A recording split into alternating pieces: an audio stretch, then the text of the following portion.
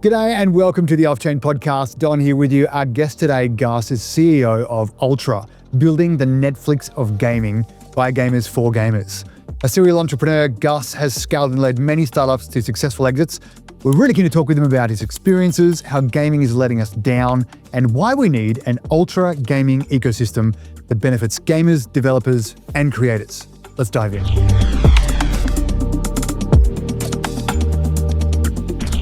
What is your origin story? How did you get interested in or involved in gaming and Web3? Well, I've been an entrepreneur all my life, and there is one thing that I love in general is when people say it's impossible. That's the first thing I'm going to check it, right? That's the first thing. The second thing is that choosing an industry where you don't have any emotional attach is very interesting because it puts you in a very humble position, right? If you put me in an industry that I really like, I don't know, like in a day-to-day basis of music, for example, I might go in the wrong direction because I'm gonna choose emotional things, and I'm convinced because and I'm losing, fact and figures on the thing because I'm getting too emotional. On the gaming industry, I don't know anything. I haven't played a game in my life, right? Wow. I never owned crypto in my life. And that makes me, but I'm a businessman, right? That's what I've been doing for the last 20 years. And I know that I can do business. And my job is to surround myself with the best people around on the place, right? And with this, since I don't know anything, I'm eager to find the best guys on the markets that will help me to take the right decision. And my job is to take the decision with the best people on, right? And so choosing an industry where you don't have any emotion makes you in a very humble position and constantly looking for facts, right? And that's where business is about. And that's one thing. The second thing is business is very much about opportunities, right? And when you look at, first of all, when you look at the gaming industry, right, in general, it's interesting to see how much it's the last of the free entertainment industry that hasn't been challenged at all, right? When you look at the entertainment business, you've got three major industries: the film, the music, and the gaming, right? Mm-hmm. Two of them are being disrupt the way you access to the contents. Netflix on the film, Spotify on the music. Gaming, nothing has been moved for the last 30 years. Nothing, Like when I was a kiddo, it was the same thing, right? So when you've got an industry which is that big, with a market cap which is so that big as well. I mean, computer games is fucking 40 billion business, right? Mm-hmm. Steam is making 11 billion out of it. Last year was 7 billion. This year it's 11 billion. Those guys not investing a single penny on, innovation of how I'm going to access to the content. Give me AI, give me blockchain, give me something that's going to make something different. They don't. They just take the money. 100 million, last number, 100 million per employee at Steam. This is how much those guys making. Means that they're not putting a single penny on innovation. So when you've got an industry that's making that much money with a monopoly who doesn't invest a single penny in innovation, there is a chance to do something, right? And there is a chance to do something very big. So that's the gaming industry. Then you fell into Ultra, and you see those guys who's been, investing massive amount of money for the last 7 years on tech. And that's one of the beauty of things in gaming as well. And because now I've been in this for last year, meeting a lot of people, lots of different business all around the value chain. And it's an engineer industry. There is a very low amount of businessmen on this industry. Sure. And if you are, all of a sudden, you can create massive value on it because those guys they know what they do. They do it very well. But at the end, if you want to make money, you need to be a businessman. And when you've got an industry that's with this amount of money without much businessmen, there is an opportunity in it. And so I'll check in Ultra, found those guys who've been developing this for the last 7 years. splendid tech, no business. And after a month of discussion, I said, "Okay, guys, let me take over this thing, and we'll make a worldwide success." And that's well, the path we into. How did you see that opportunity? Again, not being a gamer, is it just look at the numbers? And was it literally as easy as, or simple as, we've got Netflix, we've got Spotify, we don't have new Steam or a Steam disruptor or a distribution disruptor in this industry yet. Yeah. These guys are trying to do it. They don't know how to do it, or they need that entrepreneurial business side help. This is the opportunity. Is that as simple as it is? I mean, I met, like business is always about like your timing as well. I met one of the founder has got his kid at the same school than mine, right? So we're discussing. I build companies, sell companies. He was so we kind of chat, and then they say, "Okay, can you have a look at mine and see what's in there?" And then I start to look at it, and I'm like, man, a company that has been investing in tech and R&D for so long without having a proper business, there is something, right? Let's look at the industry. So I start to do what I do for the last 20 years, look at the industry and start to look at the numbers. And I'll see the numbers like, fucking, hey, how is that possible? How many? And then you start to understand and compare, like in business, it's funny because we constantly about talking about innovation, but business management doesn't like innovation. They like to copy paste. They like to invest in things that already worked. It's completely, intuitive, but that's how it works. They need to see that basically things is already done. And this is the reflex when I see the gaming industry and say, okay, what happened in other industry? Well, you look at the film industry, very comparable, music industry, very comparable.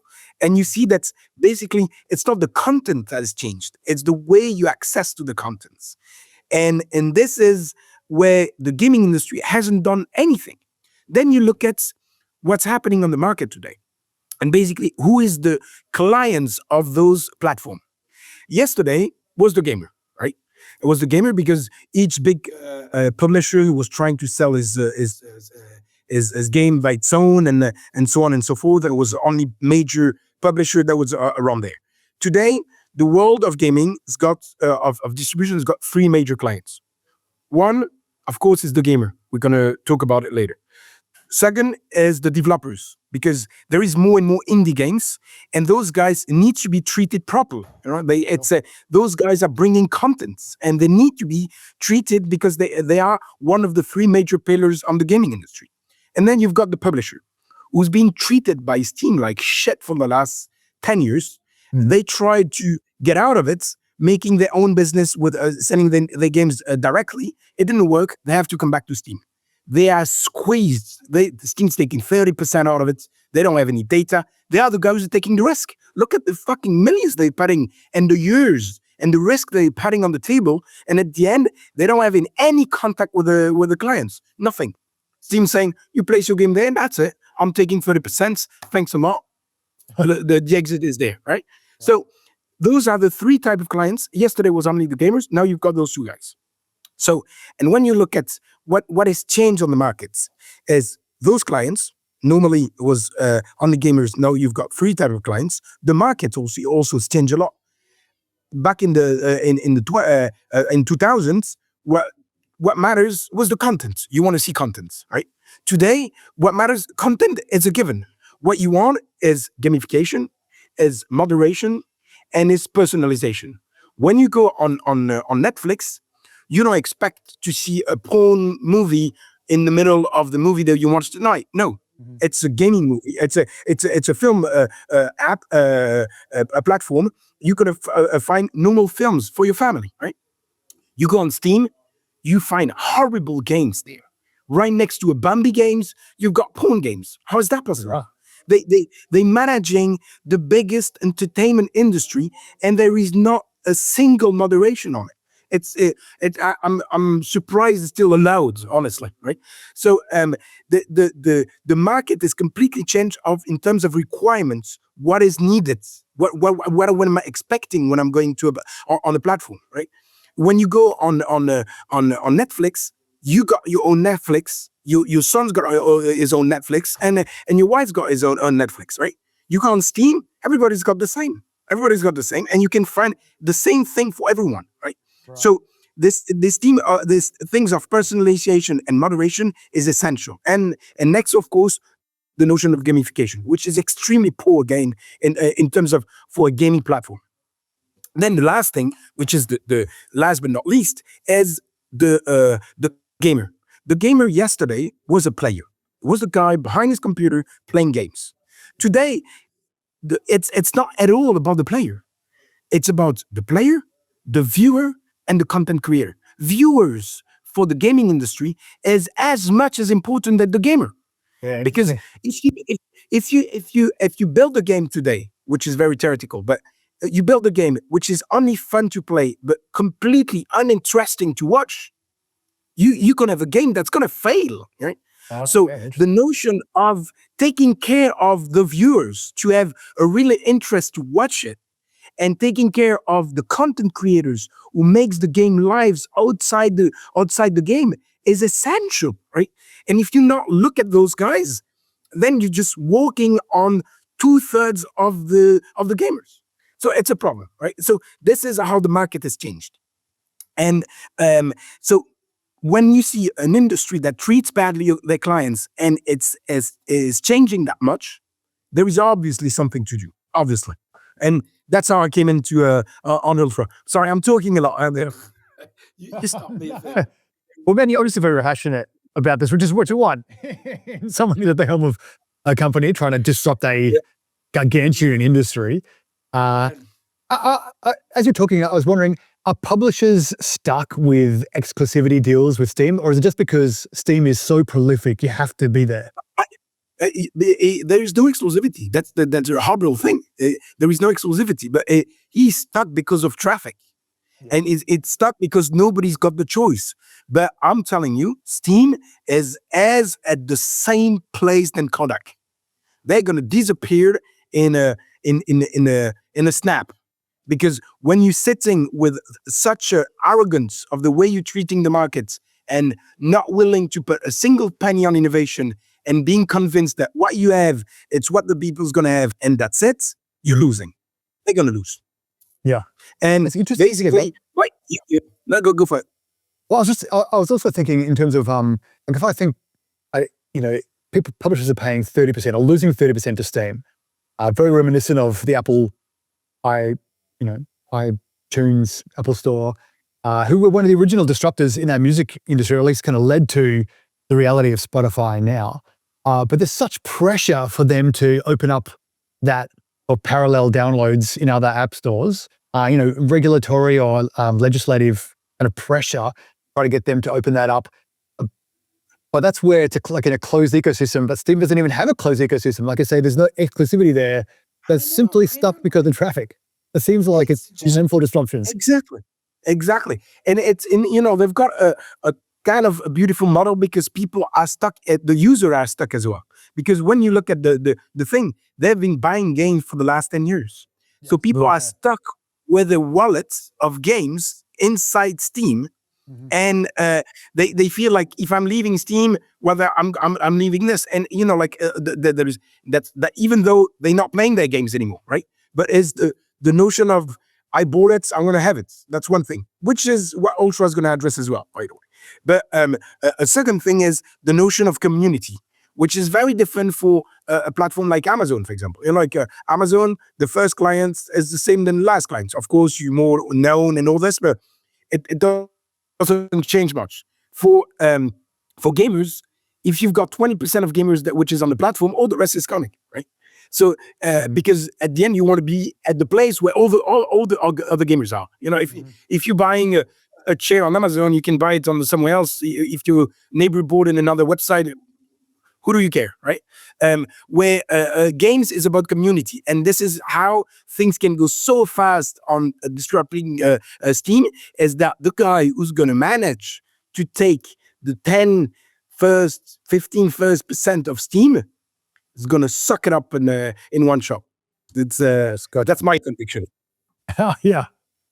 So is all of the data side of what you've been talking about, like I said before, you're not a gamer, coming from a Web3 or gaming background, how How do you, I'm interested in the entrepreneur journey or the business side journey as well, because like you said, man, that is something that there are some very good business-minded people in Web3, but it is, they're few and far between. Lots of coders, lots of developers, lots of people with amazing ideas, and even some good ways to implement those ideas, but without ways to actually sell those, no go-to-market strategy, no way to actually get clients or users.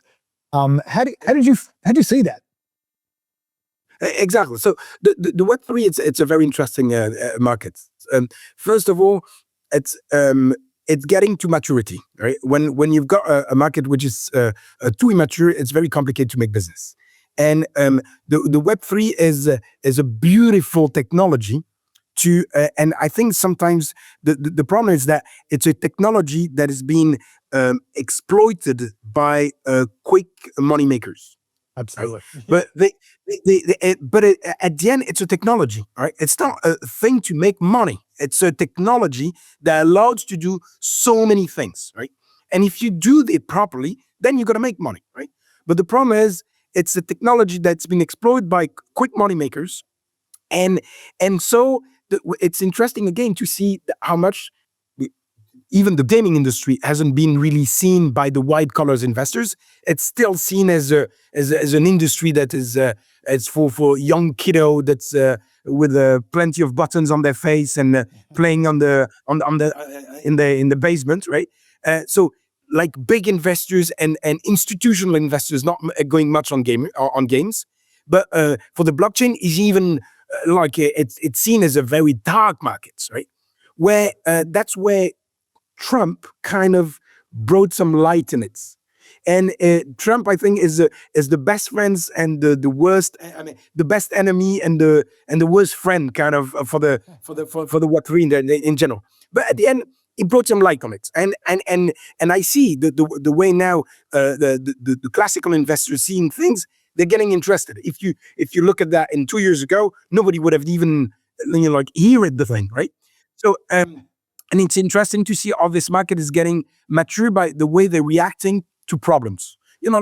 When you've got the Madoff problem, the entire classical industry kind of reacts. You've got insurance, and then people's lending money to each other, and then the justice thing, and then things getting solved, right? Where you look at the problem in crypto 3 years ago, there is a problem where everybody losing money. Sorry, next, right?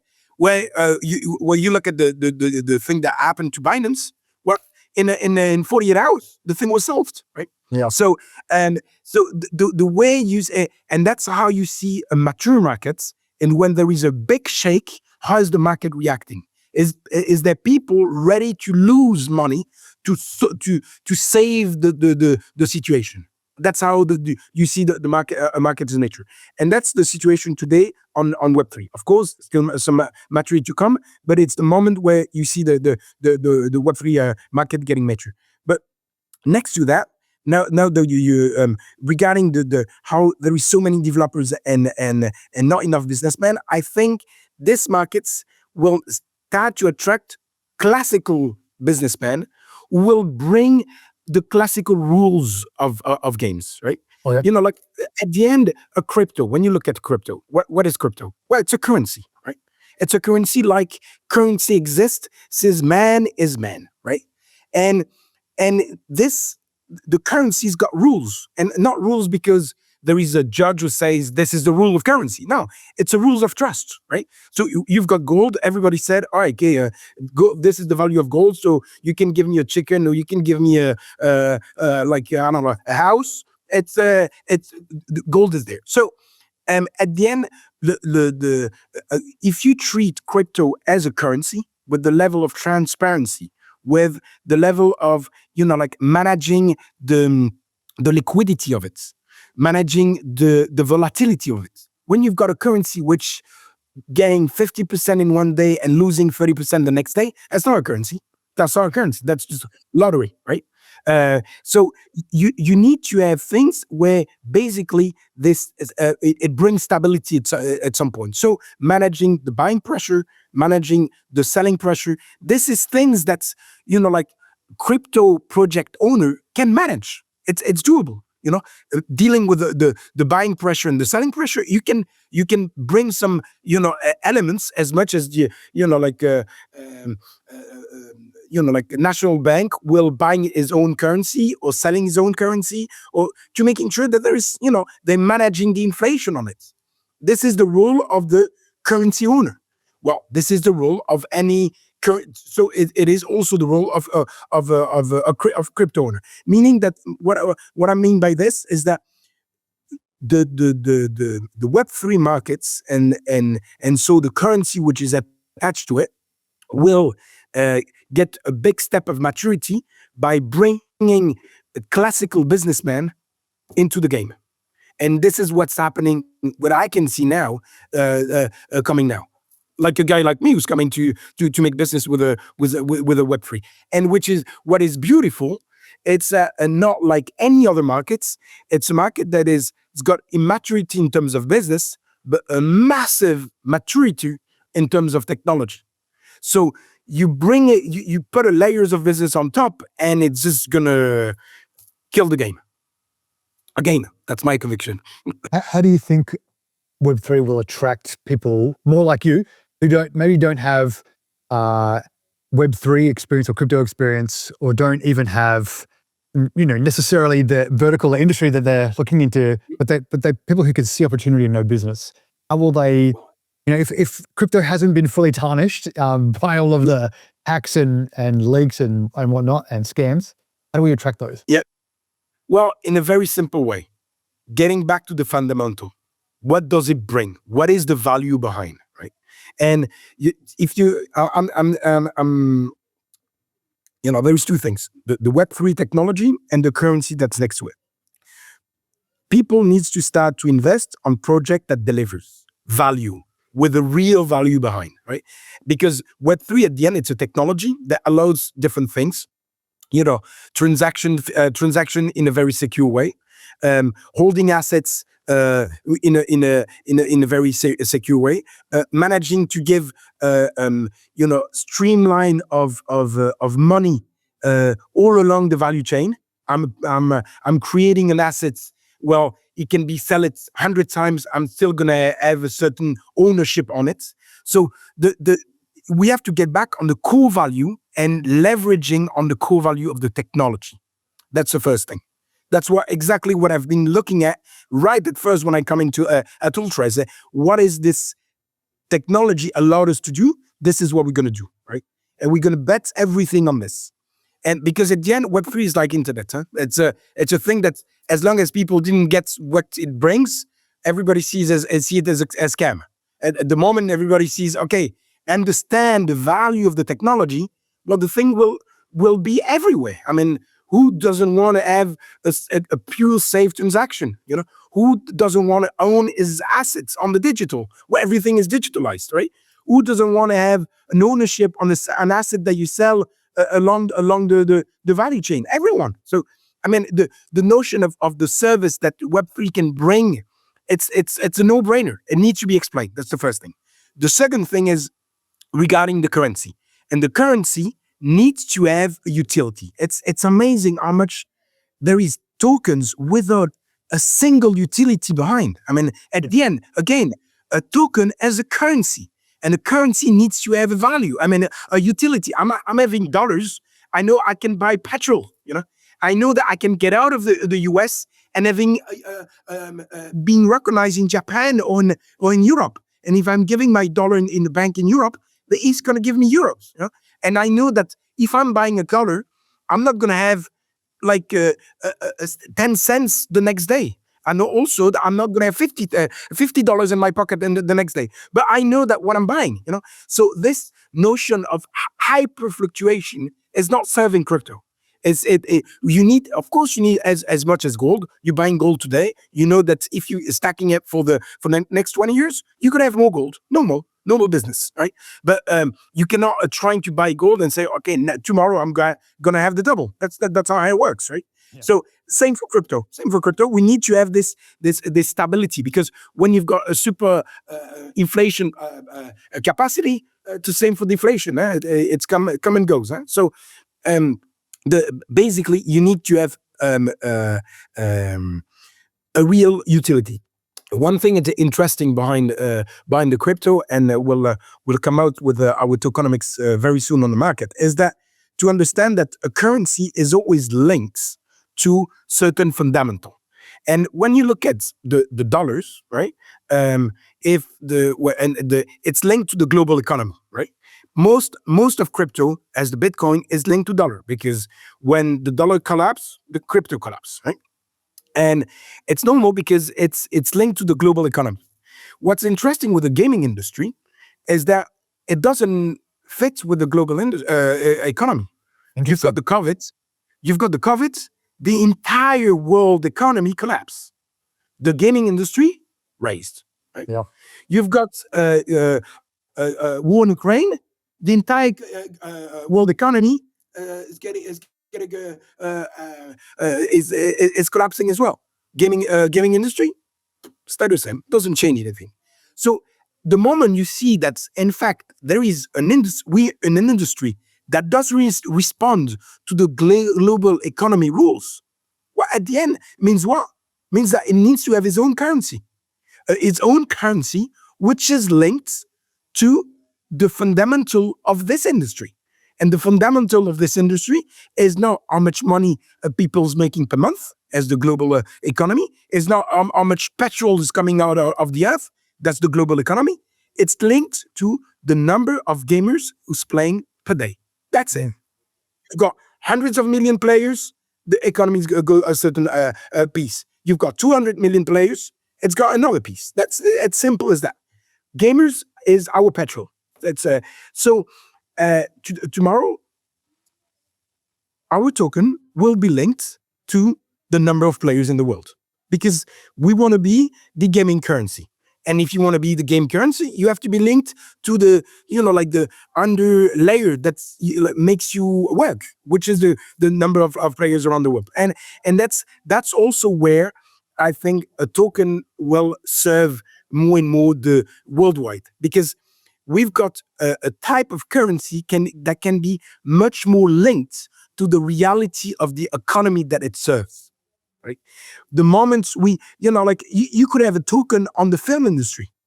It will be based on how much people, the film industry is working. And if the film industry is working well, you're going to be able to buy your film or whatever you do with the film industry with this token, because it's linked to this industry. And that's what normally a currency is about.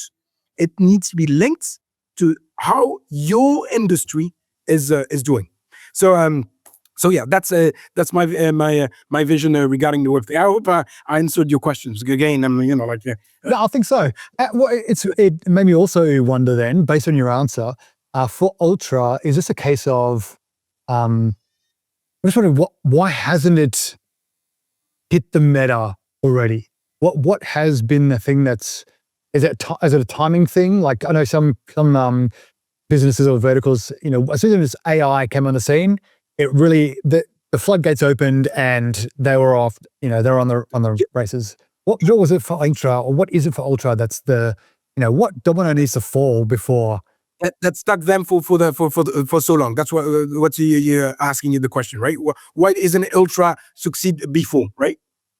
Yeah, I mean, there's been hype in, different realms. There was GameFi for a little bit, and that kind of, people thought, oh, maybe GameFi is going to be the thing, and then that kind of, it didn't evaporate, but it didn't really hit the S curve, if you like. I'm just wondering, are we finally ready to implement the vision that you're laying down? Yeah, no, sure. So basically, the Ultra, first of all, when when you're building such a technology, it takes time, right? So it was on the R&D period. That's the first thing. The second thing is, being too early is even worse than being too late, because selling things that nobody's ready to buy, it's worse than having 100 sellers that's selling the same thing, but everybody wants it, right? Yeah. So when you're too early, it's another thing.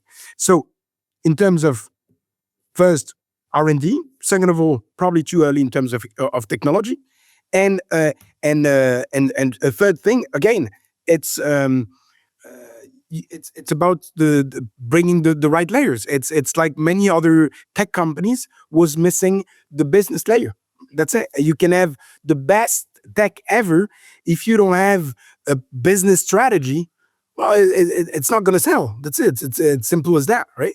And and the other way around, it works as well. You can have the best business guy without any product to sell. Well, he's not going to sell shit, right? So that's the three things. A company like Ultra needed time to for the R&D and the tech, needed the right timing in terms of technology and market, and needed the right people to the right business layer. So for our viewers or listeners who maybe they're not gamers as well, they don't actually really understand what Steam is and how Ultra is different.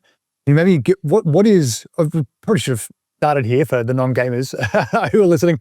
But what is Steam and how, like, what's your mission in terms of making Ultra different to Steam or eating Steam's lunch? Well, it's like email. Steam is like email back then. You remember email, where you had to download your torrent, listen music? Well, that's what it is, right? And that's exactly what Steam is. Steam is a web page from 2000 where you can download a game and play a game, right? Cool, good stuff. Was amazing in 2000, right? In the 90s was wow, super cool, right? Internets, things that you can download, and okay, now it's 2025. Things has changed completely, right? And it's not that you want to have the contents. You want to have a super cool way to access your contents. And listen to this. When you reinvent the way you access to the contents, you reinvent the content itself.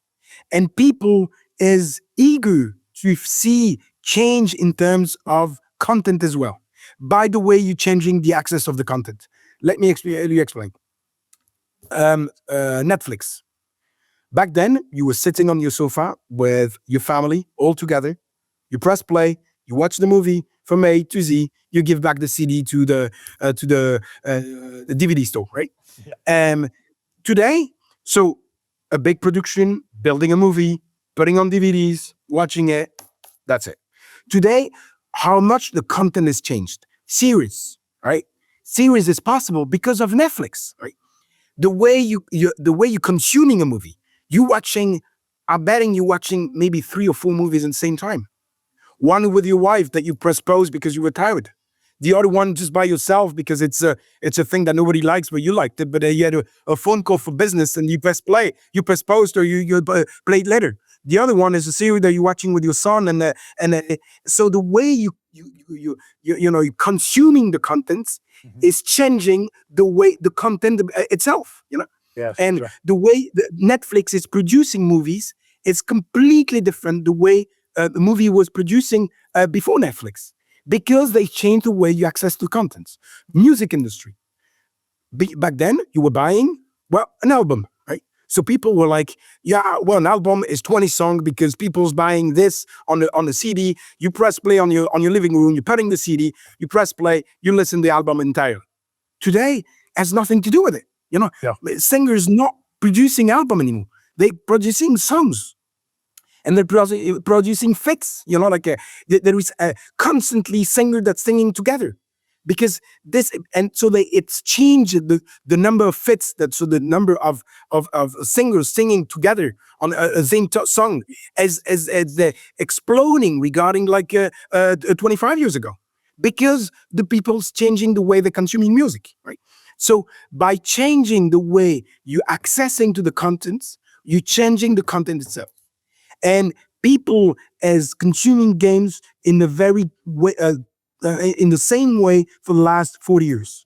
Things need to change, and it will change only by changing the way you access the content. Look at the last GT. They spend $2 billion on it. I mean, it's the fucking price of the skyscraper in Dubai. It's a lifetime of producing. And this is not possible today anymore, right? Those things need to change. And it's also showing how much studios are not linked to the audience. Netflix knows exactly when you press pause. Netflix knows exactly what you like your movie. Netflix knows exactly which movie you stop and you don't want to watch anymore, right? And Netflix knows exactly the movie that you watch from one day to another, without stopping. So they know. Steam get the same kind of data? Sorry? Does Steam get that same kind of data? I don't know which data Steam has. One thing for sure is that the publisher doesn't have the data. Sure. And I think Steam and Steam doesn't produce any games, so Steam doesn't give a fuck, right? Yeah. So basically, when you're gonna put the producer of games with a real link to the gamers, then the content will change as well, right?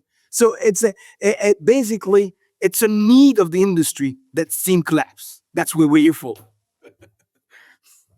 So from a publisher's perspective, from a developer's perspective, and from an end user, like a gamer's perspective, what would be the difference in terms of, you say before, you log on to a website from 25 years ago, download the game from Steam.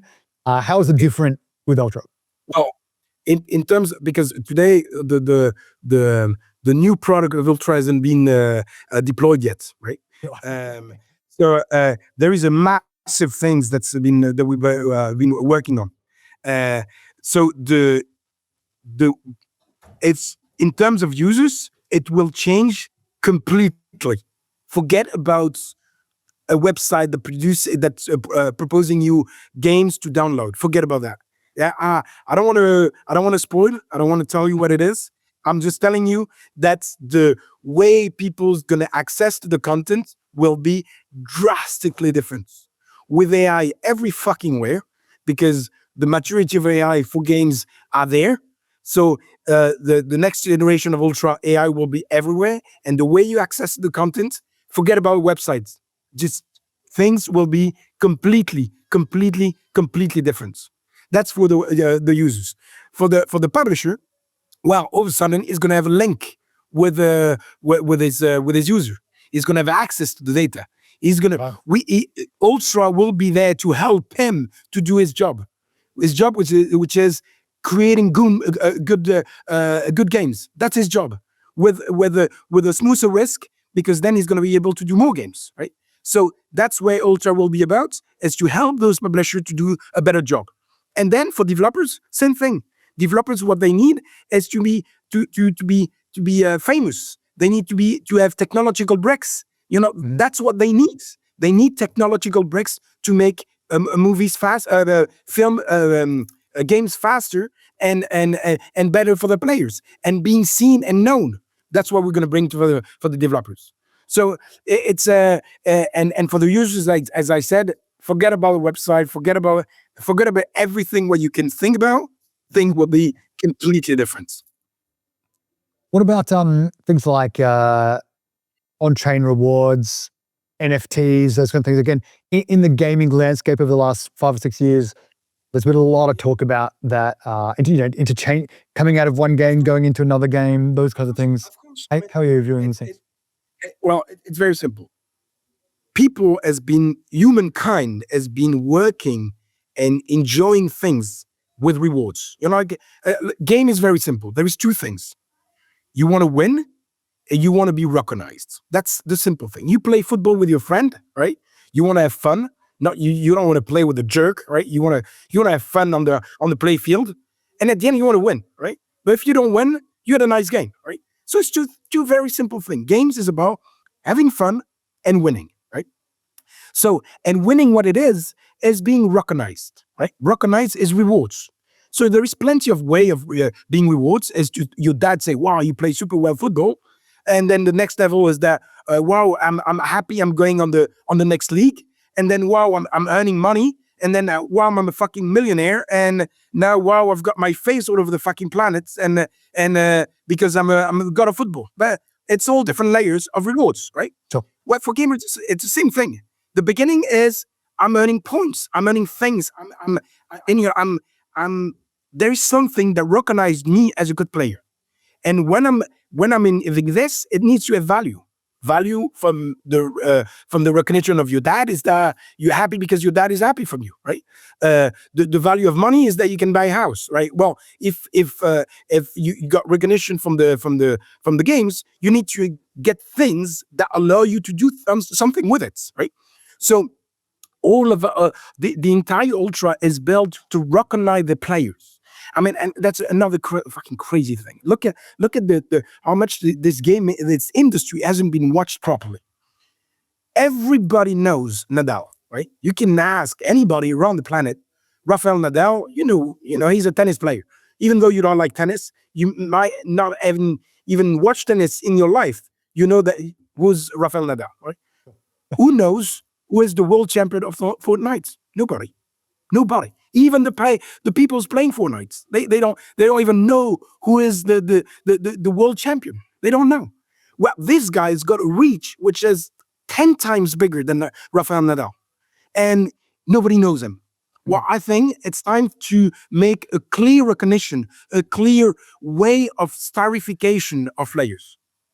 And it's not only about, again, it's a normal thing. You good at something, you need to be recognized, and the way to be recognized is start with earning things that you will be allowed to do things with it. So like having currency that allowed you to do things in Ultra and outside Ultra, because as I said, you've got dollars, you'll be able to buy petrol, but you'll be also to go in Europe, right? So if you've got a gaming currency, you need to be able to get out of the ecosystem to be used. So having things being recognized by how you play, that's a very important thing.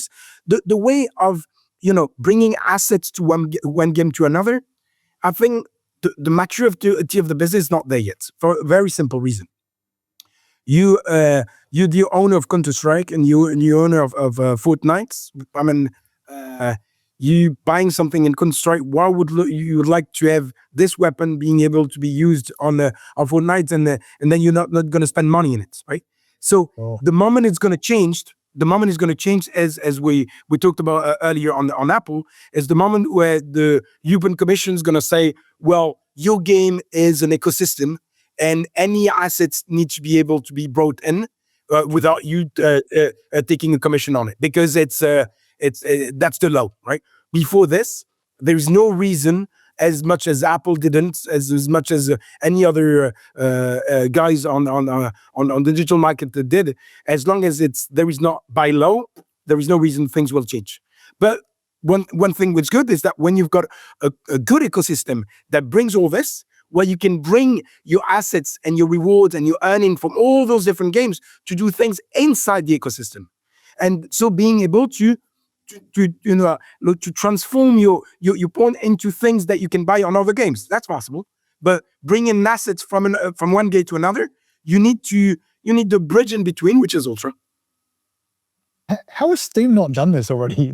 It kind of beggars belief. Well, again, it's like Kodak. When you sit on a fucking 100 million money per employee business, why the fuck would you change? So you need a certain money running. It's just fat cats who doesn't give a shit. They're just having money that's falling from the sky, and that's it. Right? And like people from Kodak, there is an employee came and say, there's the digital that's gonna come. Forget about it. We worldwide, nothing's gonna move. 3 years time, boom, the thing was done. So and to Steam, shit's gonna happen the same way.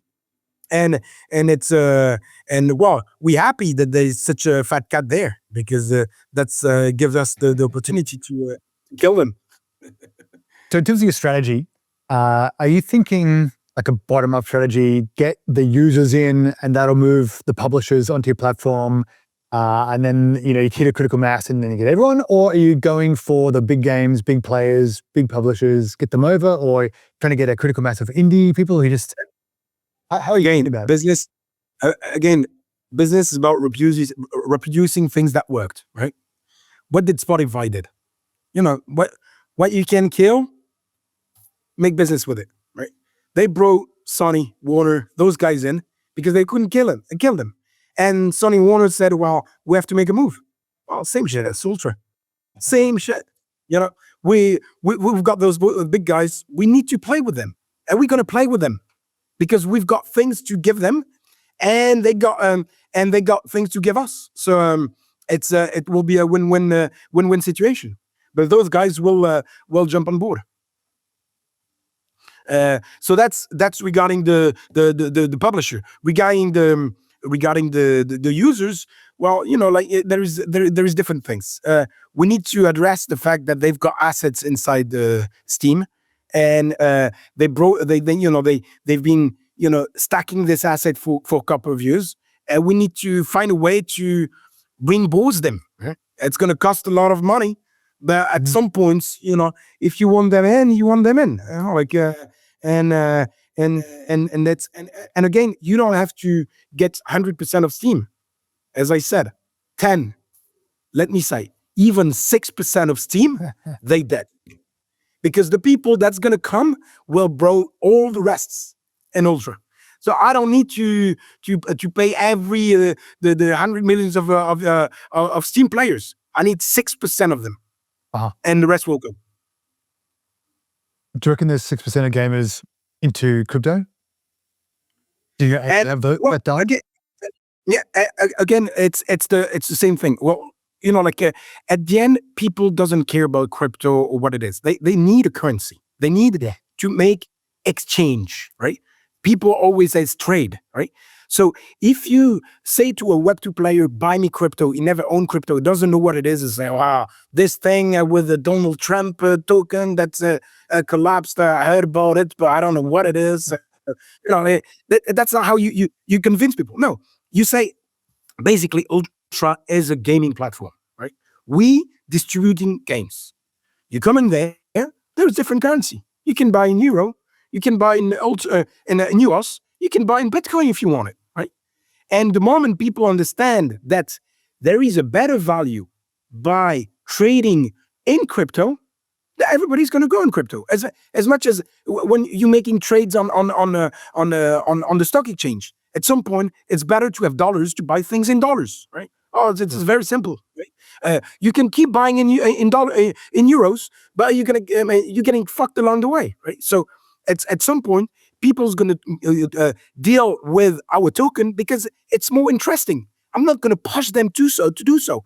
They're just going to see the interest of doing so. That's it. It's it. You're not forcing anyone. And I don't want people to buy US to make money.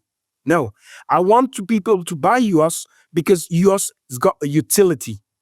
And because US got a utility, you're going to make money. As much as you buying gold because gold has utility. Everybody's afraid. So gold is a safe place. So you're going to make money with gold because it's got a real utility, right? Everybody's buying euros now because dollars is at risk. So it's a safe place to be in, and trade will be done in euro, and it's a safer place to be in. Well, it's going to be the same in US. At some point, when you're going to be on the gaming on the gaming industry, the cheaper way to trade, to buy, to exchange will be US. It's simple. So you can do it in euro, you can do it in dollars. It's cheaper in US. Is there anything else that, in terms of, because obviously there's things that you can't talk about, but in terms of things that you can talk about, just looking down the barrel of the rest of 2025, so, you know, another half and a bit of the year remaining, what are you most excited about when it comes to Ultra and your roadmap and what you're rolling out? Well, I'm very excited. A very stupid thing, but I'll tell you here. We're making a massive event for ETH and at Cannes. And massive one.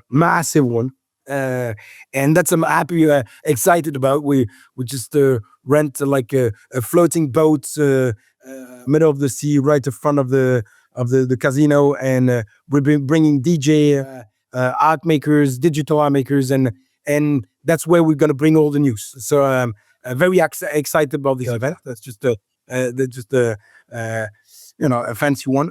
Then the roadmap is for for an entrepreneur is always, at the end, business is about people. It's only about people. And what I'm the most excited about every day is I'm bringing new super smart people around me, and that's like, you're getting proud of this. So, that's probably the thing that makes you proud, is that you're managing to bring people on board and start to believe into your project, and you have like a AAA people joining the team. And then the last few months, I've been able to do so, and then like major people that have been signing with, and that we can announce it in the coming months. And that's what I'm most excited is about, the people I'm managing to bring on board. That's cool. Gus, one of the things we like to ask people, especially from different backgrounds, so with different expertise, is what is your most, or at least the one you're happy to share, what's the most contrarian view? Or are there any ideas you have where you find you are well in the minority of people who think in that particular way, or most people are looking over in one direction, but you're way more interested over there? Do you have any of those you can share? Well, regarding the gaming industry, honestly, when you look at investors in the eye and say, "Man, I'm gonna kill Steam," it's where people saying, well, whether the guy is fucking nuts and I'm not gonna give him a penny, or he's got a genius team around him and he's gonna manage to fuck them up, right? And carrying this, this vision that the gaming industry will drastically change in the next couple of years, because a new actor will kill the game of the way you access it to content, and having the strong belief that is us, it's a very controversial way of seeing things. And even people's gonna watch you, the podcast now is gonna say, "Who the fuck is this beard guy? You want to kill Steam?" It's not possible, right? And I strongly believe it is. So people don't even think that it can be done, let alone that you guys are the ones to do it. And exactly, but that's the thing. It can be done.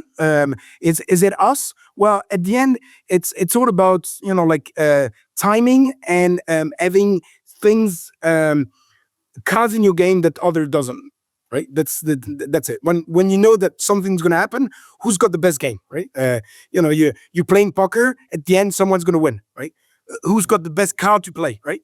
Well, and at the end, business is very simple. It's about our business is about having the right tech, having the right team, having the right vision. That's it.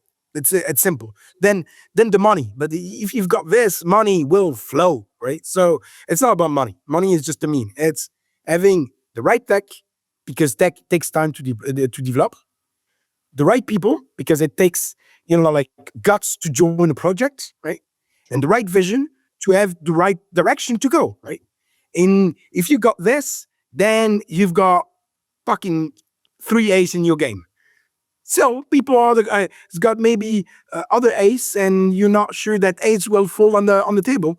But when you're playing poker and you've got 3 ace on the table, who cannot play all in, right? Yeah, man. Well, so Gus, if people want to hear more from you personally or learn more about Ultra, where can they find you guys online? Well, we've got our Twitter space where we're putting X space where we're putting the weekly message there. I'm giving a monthly with the community to explain where we're standing and what we're doing and all this. And now it's also about the time where I'm gonna speak out more and more and more. It took me 6 months to take all things in hands, but I'm going to be more and more in conference and podcast and all this to explain that the game is on.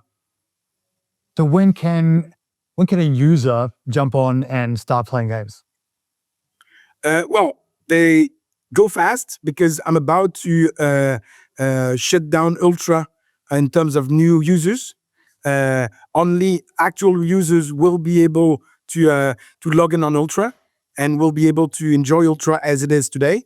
and then I'm gonna shut down Ultra for all the new users to be to announce a new date where people's gonna discover what gaming distribution is about in 2025. Awesome, man. Well, Gus, Right. man, seriously, all the best with that launch.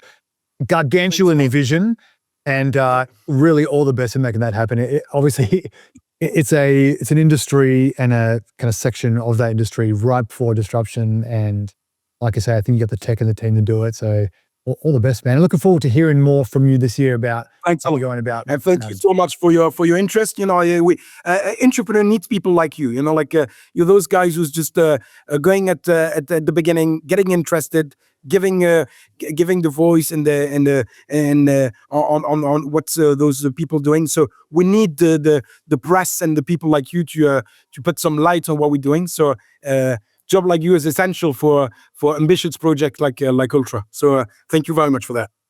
Gus. Thank you for joining us today. We hope you enjoyed this episode of Offchain. We love bringing in great guests like Gus and hope we've inspired you to think more about Web3, about gaming, about technology in the future, and how we might build it together. Please, as always, like, subscribe, or better yet, share this episode with a friend and help us spread the word. And join us again next week for another great episode of Offchain. Till then, take care.